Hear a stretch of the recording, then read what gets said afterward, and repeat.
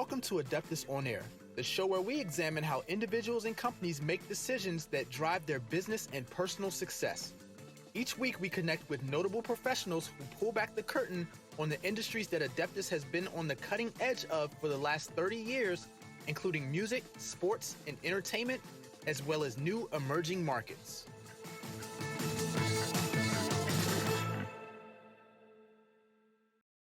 Hello, hello, hello. Welcome to another episode of Adeptus On-Air. I am your host, Mike Hoffman. Today I am joined by the founding partner at Convergence Media Law, Joseph Lanius. Joseph, how you doing today?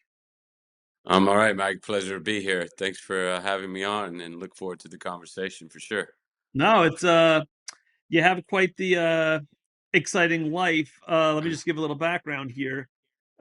Seasoned veteran, a decade in the entertainment industry, been a driving force behind the success of more than 100 films on the big screen as both an entertainment attorney and as an executive producer. Joseph's ability to form strategic relationships and his keen business perspective have been instrumental in transforming scripts into productions. Some of these projects include Call Jane at Sundance, starring Elizabeth Banks, Sigourney Weaver, and Kate Mara; Assassin Club with Henry Golding; Inheritance with Lily Collins and Keanu Reeves; and Paul Schrader's The Card Counter with Oscar Isaac, Tiffany Haddish, and William Dafoe. Did I get that all right?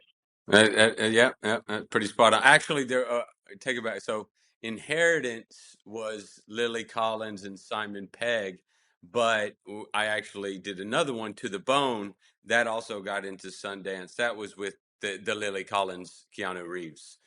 So there you go. All right. So my crack staff got it wrong, is what you're telling me. Okay. I'll deal with them later. It's okay. So No tell me, worries. how does one, get into this side of the industry? I mean, obviously, some people grow up wanting to be an actor or an actress, and in your case, I assume you aspired to be a lawyer. So walk me through how Uh, you went from a kid to a lawyer to an executive producer. Sure. No, funny enough, I actually had no desire to be an attorney. Okay. That as growing up, I didn't really come from that lineage or anything. I was more growing up. I was more into sports. I'm from Texas originally, so just about everybody there. If you don't play football, they'll kick you out of the state Yeah. almost. But so grew Well, up high school playing. football there is bigger than like pro football in half the country. Yeah, man, I'm telling you, I think there was somebody, they're spending high school stadium, mind you, like over 500 million on a new stadium recently or something. It's insane. Friday Night I, Lights. maybe a dollar of that or two should go to the education system. But all right, You would think. that's another topic. But no, getting back, I grew up in sports and went to college for a bit playing baseball. I'm a lefty, so had all that craftiness. But quickly realized that the pros weren't going to come knocking anytime soon. So I then at that stage I actually got into the music industry. I was a DJ. Hence, as you see the setup, Yeah. I'm still a bedroom DJ, but I actually did that for like 10 years of my life. Had a record label, production company. We would throw events, and I was based in Dallas at this time. And this was before the digital age. It was still all pure vinyl and turntables. Yeah, I can see the vinyls behind you. But then it did go to the digital age, and while I was doing okay, I was still that starving artist, right? And I found myself, even with my friends that I had these businesses with, they were more on the artistry side. I was a lot more on the business side, managing the shows, booking the DJs, dealing with the record label distributors and all that fun stuff. So it went into the digital age. Everybody and their mom was a DJ all of a sudden. And I decided it was time for me to go get a little more paper behind myself as far as Mhm. degree wise. Sure. And literally, right, I flipped a coin and between business school and law school, and it happened to land on heads. So law school is the way I went. Wow. A literal true story. Uh, You don't hear obviously, that one too often. yeah. I mean, I had plenty of conversations, deciding, but and advice from everyone, and then it was time to leave it up to the quarter, and so law school called. I started out, speaking of, I was actually went into a school with us in Florida, in Jacksonville, Florida, that had a sports law program that I was quite interested in. I did find out quickly that that program was a bit better on paper than in practice. So I felt that without knowing a marquee athlete or agent, it was time to spread my wings to figure out what else in the law field interested me. And obviously, entertainment was there. I never desired to be in the courtroom, Mhm. litigation, any of that. A bit too tedious and procedural for me. Yeah. And so, I was interested in entertainment or corporate law. So I started flooding my resume on the West Coast and was able to thankfully land an internship at Sony Pictures. So I decided from there, like, let's go all in. And I transferred law schools out to Southwestern Law School, in which is in downtown LA. Mhm. Funny thing is my actual first day of law school was my 30th birthday. Oh, wow. So, kind of a defining moment in talking about, A big transition day in your life. yeah, and flipping to the next chapter of life. Yeah. And so out to LA I come, and finally, another fun thing was I obviously I'd submitted to transfer, but they didn't. I didn't find out until literally the week before school started that I officially got in. So I finally packed everything all up. I'm out here in LA, and I'm hustling and bustling. I was never one who was never the smartest kid in the room, but Mhm. thankfully not the dumbest kid either. And I realized that it was all about, at least for myself, really getting out there, networking, networking, networking. That's you hear it all in any industry, Mhm. but it is so very important in entertainment and film industry. That is the biggest thing I preach when I talk to, whether you're someone in the business side or the creative side. You got to get out there. People's got to see your face, Mhm. and you've got to make it routine. And it can, you got to be able to throw yourself out there and get in front of people. And sometimes the conversations go great, sometimes they're lame, sometimes they're in between, but a Yeah. very important factor overall. And you got to be willing to hear no, and you got to be willing to handle rejection. Yes, and a lot of stress, Yeah. and be ready to move on the fly, because you could be going left and then all of a Mhm. sudden you hard pivot right at a blink. Well, But I think there's two aspects of anyone. I think you just kind of said it. There's the academic side, but then there's also what I'll call the hustle side. right, And you could be the smartest attorney, you could be the top of your class, you could go to whatever law school, and you might be great at the book stuff, and maybe you turn into a great litigator or negotiator or things like that. But you also, in certain situations in law, you have to kind of go out, and there's an aspect of sales. yeah, If you're going to bring work to yourself, sometimes you can work for a place where the work just comes to you, but sure, there's situations in life where you got to bring that work to you. And we see the same thing in ours, or the stigma of accountants. We have no personality. We're nerdy. We just sit behind our desks and crunch numbers. But if we all just did that, we wouldn't have any work to do, because someone's got to go out and get the work. So you right. got to be personable enough and aggressive enough and all that to kind of go out there and bring that work in to be done. Yep, no doubt. And especially it is a lot about personality. That even more so in the entertainment industry. That can help elevate you and just kind of set you apart. No doubt there are plenty of attorneys even in this space Mm-hmm. now. Some know, and that's the one thing is there's many different avenues even in entertainment law. Whether, like, for myself, the majority of what I do is focusing on film. I would Mm-hmm. say 90% of my business is film, and then there's a little bit of TV and music. Now, some of the partners at my firm, their their core business is music. One of the gents, he represents Janet Jackson, and then Iman Mezion, who's with us, she represents Michael Harris. For those that don't know, that's Harry O. He was actually the core founder of Death Row Records prior to Suge Knight getting involved, and has recently rejoined. But as far as myself, like I said, I was in the hustle and bustle of law school, taking internships right and left wherever I could get them, just trying to soak up knowledge, because in law school, now I will say Southwestern does have a core focus on entertainment law, but you're not on the day, unless you go to take out those classes, right? Like most law schools, right? You're focusing on litigation, civil procedure, things of that nature. But I always try to take the entertainment law classes to broaden my knowledge. And Sure. like I said, just out there interning. Well, my final year, I got with a company, I Am Global. And at the time, they just started handling what was then an unknown project called Paranormal Activity. And if for those of the listeners that don't know, that was a project that was actually made for $12,500 in someone's house using student actors out of San Diego, that went on to gross 200 million worldwide. And I think Paramount made 8, 9, 10 of, milked the franchise for Why not? every last half penny.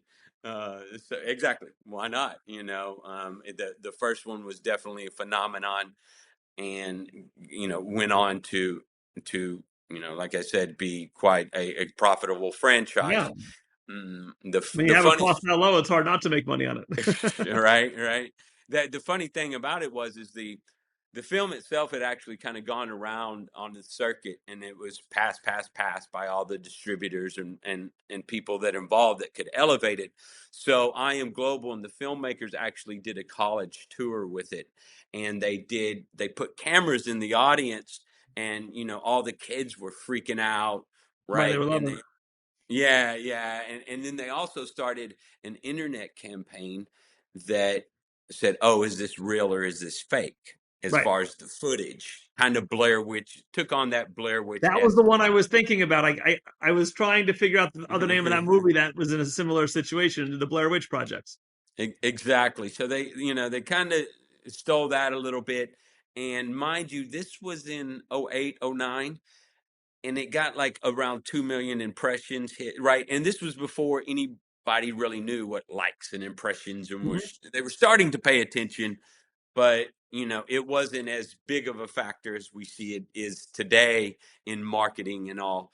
So they went back to Paramount after that and said, "Hey, you got a built-in audience, throw a little P&A behind it, let's see what happens." Mm-hmm.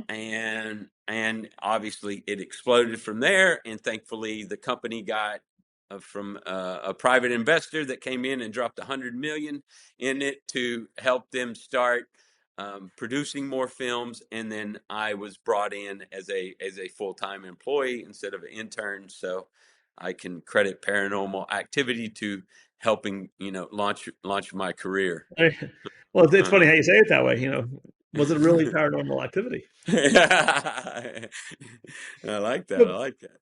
so you were doing the law thing at that point, entertainment law, and obviously, generally, when you're thinking about attorneys and so forth, they're independent in theory from projects. They're hired to do something on an engagement, but yet you obviously, I don't want to say transition because you're still an attorney, but you obviously have become executive producers on several projects. So Mhm.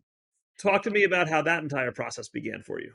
Sure. Well, I was at I Am Global, and I started, that's when, because what they were doing was mainly selling films around the world Mhm. before, and what they call a sales agent in the industry. That helped me start the process of learning how independent films are financed through a various, different kind of capital stacks, which included pre-sales, where you go out and you actually sell the film before it's ever made. It's just the Mhm. concept and the package of the actors and the director, Sure. along with tax incentives that you get in different states or countries that you're shooting in. Some of the bigger states right now here, Georgia, tons of production going on there. New Jersey is a bustling one. New Yeah. Mexico, as far as local, states, and then all around the world, especially in Europe. There's lots of good tax incentives. And then, the other way is that you hopefully have a rich uncle that can write a big fat check. But That always helps. yeah. So I started learning that process. I was with them for a few years. Then I went in-house to a client of theirs actually poached me as they were doing more production and financing. So I started working in-house there for a few years. And then a friend of mine was starting a foreign sales company and asked me to come run the legal side of things for them. And they had a production arm as well. And I said, great, but I also want to start my own shingle. So, I didn't want to be in house anymore Sure. and really start, um, setting my trajectory on growing my own law firm and actually, exploring other hats to wear in the industry, like an EP.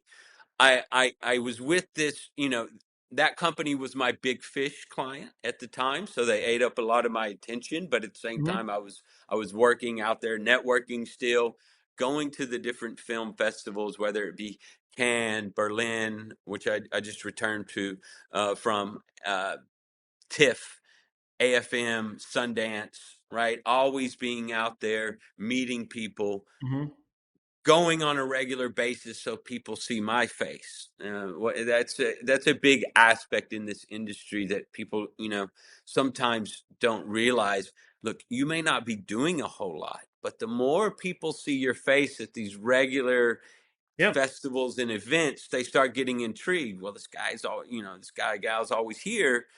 Let's, Let's and hear them out. yeah, and you start meeting people. Thankfully, I did have the legal background to always talk about and bring to the table. Yep.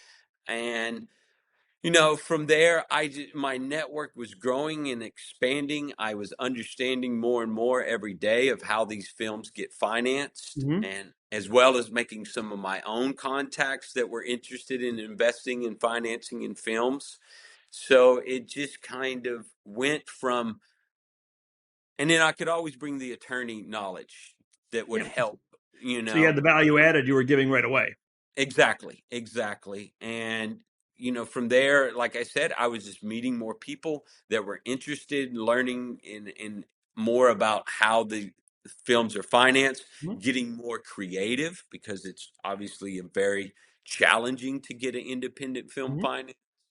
You don't, in the films I deal with, 9 times out of 10, you don't have the studios behind you at the jump to Right. write that big endless check that they can do, So you have to be very strategic about when you do get money, how you spend said money, and also just, really squeezing and tightening the budget every Yeah. step of the way and not having frivolous spend, which you can sometimes get away with on studio films. Now, mind you, of course, the studios or streamers may come in to distribute down the road, but Yep. But later on in the process. yes, exactly, and it doesn't necessarily help, with the beginning boarding process Yeah. of really getting the film greenlit. So, that I would say it was probably around 2017 as to Okay. when I was really starting to feel one comfortable, because that's the other thing in this business that runs rampant is a lot of people misrepresenting themselves and what they can really do. The old adage of over promising and under delivering. Yep. I mean, that happens so much, and I didn't want to be in that group of people, right? I wanted to be in the ones that under promised and over delivered. Correct. Understood. So, and I still follow that mantra to this day. It's always, I'll see what I can do, Of course. Yep. but there is no guarantee, where I've heard some people, make some outlandish statements that I knew Mhm. from the jump. I'm like, you're never going to get this done, but okay, all Right. right. I'm not going to totally rain on your parade. I'm just going to take note. And look, maybe you find the needle in the haystack and it does come together, but usually that doesn't happen.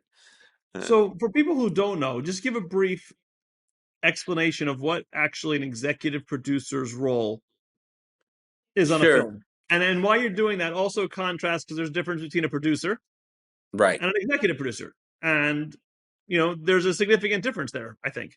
So, Most definitely. Most yeah, so definitely. just take a few minutes to kind of go through each of those. Sure.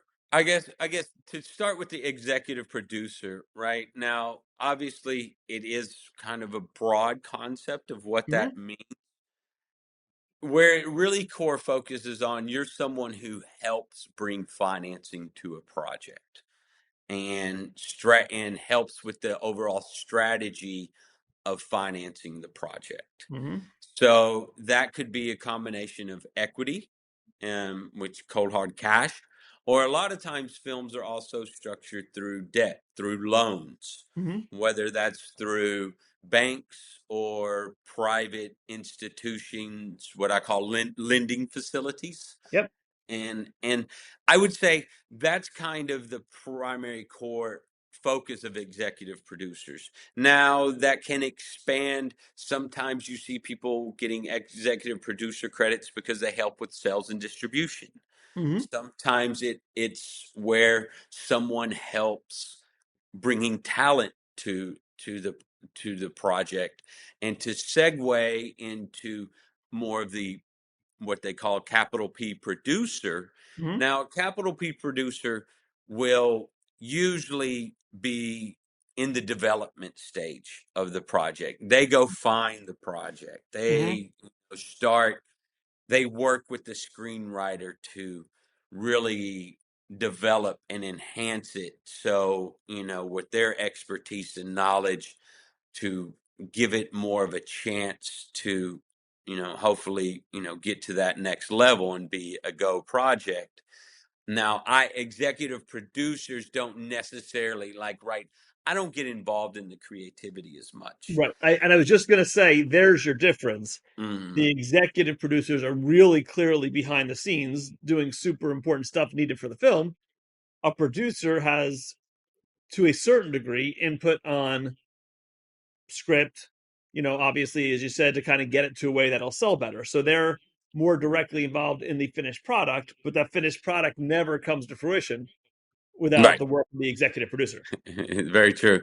Yes, and where I kind of get involved with the creativity is to just help balance, because sometimes producers, right, they have these grandiose ideas, and Mm-hmm. while they're all fine and good, getting to that finish line is they're creating mountains upon mountains. So I'm just like, hey, let's scale it down. Yeah. Let's bring this project to a manageable budget that Mm-hmm. actually is the true value of what the project is perceived to be in the marketplace at the current time. Now, don't get me wrong. No differently than Paranormal Activity. Nobody would ever think in this life that a $12,500 film would be able to make 200 Right. million dollars. But you have those exceptions to the rule. Sure. But the goal, especially as an executive producer and producers for that most part, is to make sure you at least get your financiers their money back. I Right. mean, Worst and comes to worst, they broke even. exactly, because Yeah. not everybody knows this can be a risky business at times, Mm-hmm. but if a lot of investors in this game, as long as you get their money back, they're willing to play ball again and Sure. try, because it is like any other kind of type of business in the sense of especially in independent film, you're playing a bit of a numbers game. So Yeah. sometimes, No doubt. So, how does uh, an executive, without getting into specific numbers, so you're an executive producer on a film. So let's just go, we'll talk Call Jane for a second. How is an executive producer's compensation determined? And again, no specific numbers. We don't need to get into that. That's not what I'm asking. But so you sign on as executive producer and you're going to go secure funding or you're going to do this or whatever your role may be. mhm. When you sign on to do that, is it no guarantee you're going to get paid? Are you fixed into a contract regardless of the success, or is it a combination of the two? Combination of the two. It just depends on. It also depends. It can vary, right? Now, Mhm. normally, I will say you're a line item in the budget, right? Mhm. So you're, and usually your fee is going to be some kind of percentage of the budget. Anywhere I would say from 2 to 5% Okay. of the budget, and a lot of that depends ultimately what you do bring to the table. Now, sometimes, yes, I do get like, similar to like a lawyer, right? And when I am wearing the attorney hat, sometimes I'll get like a retainer that's Mhm. applicable against my future salary Yeah. that I wind up making on the project. So, but in at times you may get a little back end, net Mhm. profits if the project is successful. And then, of course, you get the EP credit on the film, and at Yep. times you may get a company credit. So Sure. those are, and then obviously the funds of the bells of whistles of being going to set, going to the premieres, if it gets, Yeah. Sure. So and there's those intangibles.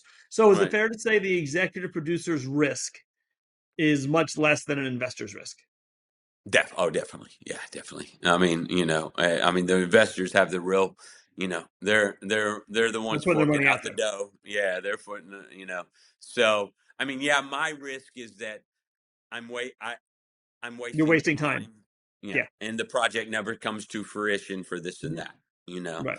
Now the one good thing is, right, and another difference between executive producer and producer. The producer is boots on the ground. Mhm. So, if that project is shooting for 5 weeks and, 4 weeks of prep, like they're wherever in the world that Yep. project is shooting Mhm. for, months at a time. Right. And then obviously there's a lot to do in post production. Now, of course, you're not on the ground and on location, but there's plenty to pay attention to. Yeah. So, where an executive producer, right? A producer may be focusing on 5 projects. I can focus on 10. Sure. Sure. Because I don't have, I go to set for like maybe a week. Sometimes I never go to set. So Um, so you mentioned these few that we talked about earlier, Call Jane Assassin Club. These are just some of the ones. You've obviously executive produced others. mhm. Can you think of one that you kind of signed on to work on that you're like, you know what, this ain't gonna happen. I know it, but I'm gonna do it. And then you were pleasantly surprised that something kind of exceeded your initial expectation of it. Hmm. Which one? I mean, there's all, there's a few that are, I will say, as far as the way it performed, one that really surprised me. Well, once I saw it, it didn't surprise me, Mm-hmm. but that was actually To the Bone. This was a serious subject matter of Lily Collins. She played a role that the girl had an eating disorder, Okay. and Keanu Reeves played the doctor who had this kind of unconventional style Mm-hmm. of dealing with people with eating disorders. He actually had a house where his patients would come live with him. Well, I'm by no means the target audience, Sure. you know, but when I first saw the film, like the way the Marty Noxon, who was the writer director of it, and was actually based on some events of her real life, the Mm-hmm. way she took this dark subject matter and added in comedic, dark comedy elements Yeah. to kind of lighten the mood a little bit was just phenomenal. And then, where I thought like, okay, cool, it's got Lily, it's got Keanu, this should, Mm-hmm. should do well. Like it did quite well when it went to sell onto Netflix. It sold for more than double of what it was produced for. Well, there you go. So, that was quite a So that one success. was a direct to Netflix release. That was that intent of that. Yeah, yeah, yeah. That wound up being a Netflix original. And then there was another one that, like, it was, well, actually, The card counter was a fun one, just in the, when you talk about resiliency and what you have to have in this industry. Because, mind you, we started that film out, and we started shooting in February of good old 2020. Oh, you know what happened then? Yeah. So here we are. It's come March, and we have, obviously, COVID is really starting to ramp up. People are starting to pay attention, Mhm. and we have 1 week of production left, and then 1 week of production left, and unfortunately, we find out someone caught COVID. One of the actors, Mhm.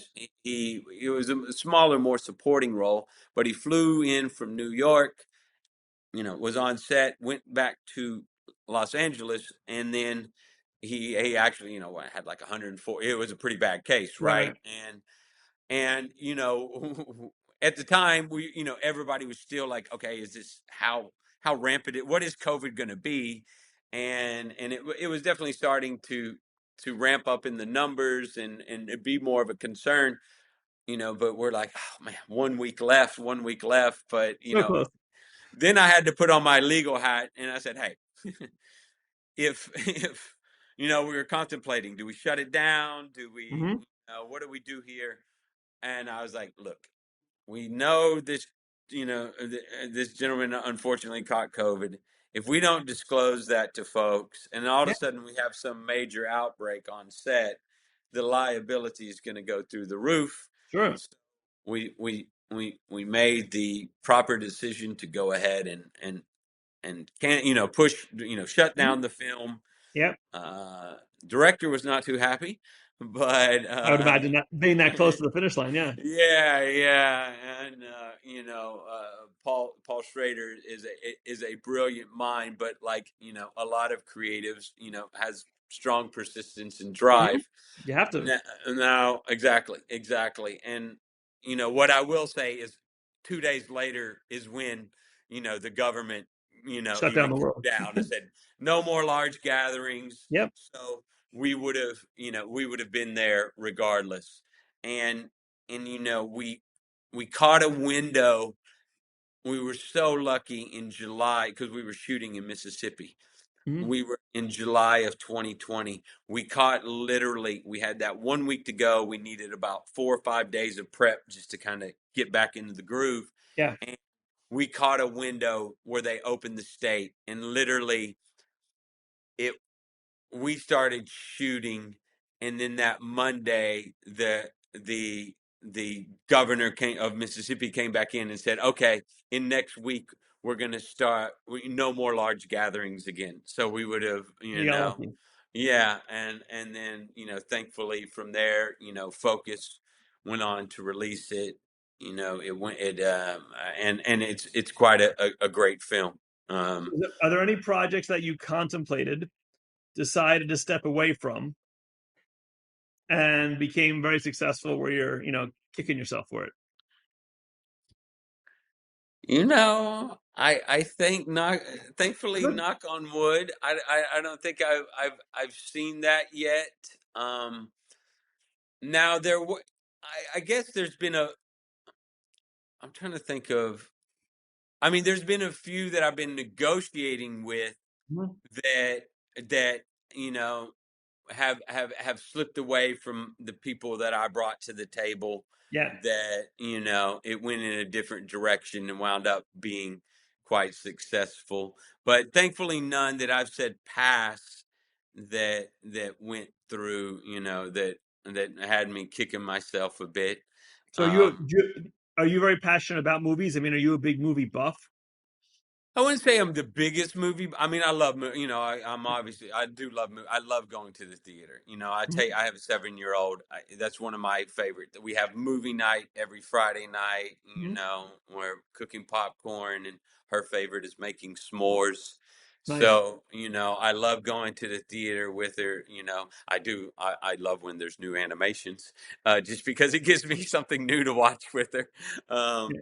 but and I do like movies a lot. Now I can't say I'm, there's some people out there, like the history of movies I'm a bit familiar with, but Yeah, of course I know Gone with the Wind and some of of those, course, but the big ones. Yeah, yeah, there's certain things that people can spit out, and I'm like, let me IMDb that. yeah, yeah. All right, so Uh, I know the answer to this is probably a little misleading because you said you're watching mostly movies with 7-year-olds right now. But what are the last 3 movies that you've watched? Last 3 movies that I watched 42 on the plane recently. Again, Fantastic movie. yeah, great movie. Trying to think, what did I go see recently that was a bit new? See, I saw no, that was well, I saw Guardians of the Galaxy 3. That was always a fun. Hmm. Even though the superhero is Yeah. definitely on the downward trajectory. What was something else I watched recently that I enjoyed? Oh man, why am I? I'm sitting here just blanking. Saw the All new right. Kevin Hart one on Netflix. Which one? The new Kevin Hart one on Netflix. That How was that? We actually contemplated watching it this weekend and decided against it. Like we were looking at reading the descriptions and we passed on it. yeah, it was a little bit cookie cutter, Yeah. and no, Kevin Hart, he's great, Oh, he's and hysterical. it's Yes. comedic, and but some of the fighting was a little bit. I was like, Yeah. really? That may be So, a bit stretch, so but name for me then your top 2 or 3 favorite movies of all time. oh man, I can't lie. One of my favorites is Friday, with Chris Tucker, Ice Cube. Mhm. Definitely one of my top. I'm a big comedic guy because Yeah, it so am it I. gives it gives me that time where right. I don't. While I love stories that take you on these twists and turns and make Yeah. you think a bit. You just want to be um, entertained sometimes. Exactly. I want to be Yeah. entertainment. The Christian Bale Batman Okay. installments, love all of those. Are really, and I would say one of the most visually stunning films I saw, that I was just blown with Avatar, the first one. Okay. I was just blown away. I mean, of course, it's James Cameron, but Yeah. he really, this was when CGI was taking off to that Sure. level, and that next level, and he really, poof, knocked it out of the park. Um, Moneyball is another top favorite. I As you I know, am a I'm a big fan of sports that guy. movie. Yeah, 'cause you know what I always wonder about those movies, and I actually saw Moneyball well several times. I've seen it, but I actually saw that probably recently in the past couple months, so it's still pretty fresh in my head from the last time I saw it. What I always wonder about those movies that are based on a true story. Now we Mm, know obviously the story of how the team. We know that part's true. Obviously, mm. we know the big winning streak. We know the dumping of the salaries with the free agencies. We know that part's real. I wish there was a way to know what parts of that movie are real And what parts are and what's Hollywood? fabricated. Like the Yeah. story, like the behind the scenes, like they're meeting Zora. When he first goes into the Indians and how he gets Peter to come work for him. Like you wonder there what's real, and it almost a bit takes away from me a little bit from the movie when I'm trying to watch it because I want to know the actual Mm. story, and it's not a documentary. I get it, and it's for entertainment. Right, Here's right, one other one that this bothers me on because I loved it, like Captain Phillips. right, Love the right. movie. Very entertaining. I think Tom Hanks is as good as it gets. Very entertaining movie. My kids laugh at me because whenever it's on, I watch it. So I've probably seen that movie 10 times. But I would love to know, especially when he's in captivity, how much of that's happened is actually true, Mm, and how much of it wasn't. And that always bothers me a little bit when I watch something that's mm. based, and I do say based on a true story. Right. No, no, it's funny enough. My wife is quite the same way, but she's the queen. Alia, she's the queen of Google, to go like we'll Hmm. be sitting there watching something, and she's like, "All right, I'm Yeah, gonna go find out which of these elements are real, which of these are yeah, a bit fabricated, and all." Some of my other favorites, just being from like I loved Bohemian Rhapsody. I thought that was great. mhm, Being from the music side of me, yep, Elvis. Austin Butler, I thought he did a Yeah, he was phenomenal really good. job. Yeah, he was really good in that. And speaking of Captain Phillips and Tom Hanks, I thought Yep. he played. Even though, I wanted to strangle the guy, but he did a great job of making that character It's not likable. amazing because sometimes you see someone and you say, I can't picture him doing anything else because, they always say, like, someone's on TV show for 10 years, you can't see them being someone else. I Mhm. can always see him being the character he is. Like, he's Yeah, that good. yeah, No yeah. matter what he does, I never think of another role he did. And he's played some really crazy roles from, Forrest Gump to, the attorney in Philadelphia. And he's played characters that are very distinct. Disney, and yet no matter what's the next role, you forget that he was those people. Yeah, yeah. I mean, even from Big, right? Back Yeah, when well, he that's what. Yeah, really, it's yeah, just you're right. He is one of those true, like some of those actors, right? They play this. Maybe they can go here a little bit, but you're kind yeah. of Your like, action heroes who are basically playing the same thing with a different character name. But these mm-hmm. people that can go from comedy to drama to, maybe not action for him. I mean, Mr. Phillips Right, was but really thriller, line like, action, yeah, but he can yeah, pull that off too when he has to. It's just it's brilliant. Yeah, yeah. No, I mean he's definitely one of the greats that you can kind of put him in anything. And like you said, Yeah, I believe that. yeah. I believe that, Because and there's been movies. I'm trying to think of one that comes to mind now. Like you just watch it, and I've thought to myself, and again, I am no movie expert like you just said, and you're obviously probably more of an expert than I am, even though you said you're not. I've seen movies where I'm like, that just wasn't believable. hmm And and obviously, that movies was don't a have Kevin. to be believable, but it should not be believable because I didn't believe the actor like playing it. Right, And there's been some and times where I just don't buy into that. yeah, and that was speaking of the Kevin Hart film. That was some of that. Oh, I'm that like, was okay, okay. Kevin Hart can't beat this big muscle guy. You know what I mean? Yeah, Like, I love him when he's running around funny and this and that, running from that big guy. And yeah, maybe an accident happens, right? Where that, hmm he's able to take it out. But like yeah. to square up and fit, I'm like, okay, I don't know. That's a bit of a stretch, No, I agree with you. I agree with you. you know, but, it's, I thankfully, I have been in, being in this industry. It is very daunting and tough, Mhm. and Yeah. it's hard to break into, and but it's not impossible. I grew up in a small little East Texas town. I knew nobody out here when I Right. came. I had a few acquaintances at best, and thankfully I've been able But you to. had something that a lot of people don't have, and you had drive, as you said earlier.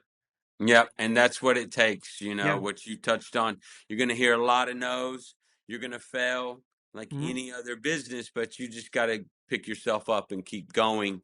Yeah. And then, and then like everywhere, you have so many people that just don't stay true to their word in this industry Mhm. and are very, very short-sighted. Yeah.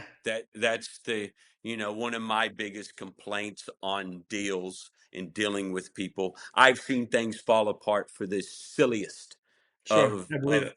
of notions, and you Egos. egos. People were going to make good money, and it was just like trying to step above their weight, right? Mhm. And Yeah. and unfortunately there's only so to get a project done, there's only so much that can go around. And hmm at the same time, the likelihood of you retiring off of one project is slim to none. hmm So it's like, and I'm with the notion of, hey, $1 is better than zero. Yeah. Now, I'm not going to be the one who's totally undervalued or whatever, Mhm. but it's like, as long as we're all playing ball, let's just do that to get the job accomplished. Yeah. and No doubt.